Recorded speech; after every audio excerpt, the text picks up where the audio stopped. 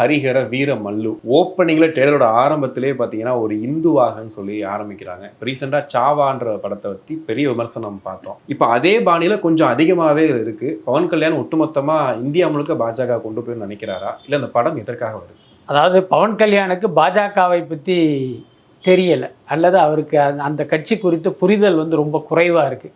பாஜகவை பொறுத்த வரைக்கும் தான் வளர்வதற்காக ஒரு கட்சியோடு இணக்கமாக இருந்து அதுக்கப்புறம் அந்த கட்சியையே முழுங்கி கபலீகரம் செய்கிற ஒரு பார்ட்டி தான் பாஜக. அந்த அடிப்படையில் இன்றைக்கு ஆந்திராவில் இவர்களோடு கூட்டணியில் இருக்கிற பாஜகவுடைய முதல் டார்கெட்டே இவருடைய ஜனசேனா கட்சி தான். அது நம்ம விரைவில் நம்ம பார்க்கலாம்.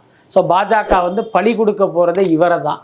ஆனால் நாம் ஒரு பழியாடு அப்படிங்கிற உண்மை தெரியாமலே இவர் பாஜகவுடைய குரலாக இயங்கிட்டு இருக்கார். இவர் ஆந்திராவில் அது குறித்து அரசு அவரை பாஜகவுடைய குரலாக இருப்பது குறித்து நம்ம ஒன்றும் சொல்கிறதுக்கு இல்லை. ஆனால் தமிழ்நாட்டில் வந்து நம்ம வந்து அரசியல் பண்ணி இங்கே வந்து பாஜகவை பிரபலப்படுத்தலாம், பாஜகவை வந்து இங்கே காலூன்ற வைக்கலாம் அப்படின்னு நினைக்கிறாரு. அது வந்து ஒரு தவறான விஷயம். அதுக்கான வாய்ப்பும் இல்லை. இன்னொரு பக்கம் இந்த நீங்கள் கேட்ட ஹரிஹர வீரமல்லு படம், அந்த படத்தை பார்க்கும்போது பார்த்தீங்கன்னா மேலோட்டமாக பார்த்தீங்கன்னா இது ஒரு மித்தாலஜி படம் அப்படிங்கிற மாதிரி தான் நமக்கு தோணும். ஆனால் உண்மை அது இல்லை. பாஜகவுடைய அசைன்மெண்ட்டில் இதுவும் உண்டு. நம்ம ஏற்கனவே தொடர்ந்து பேசிகிட்டு இருக்கோம்.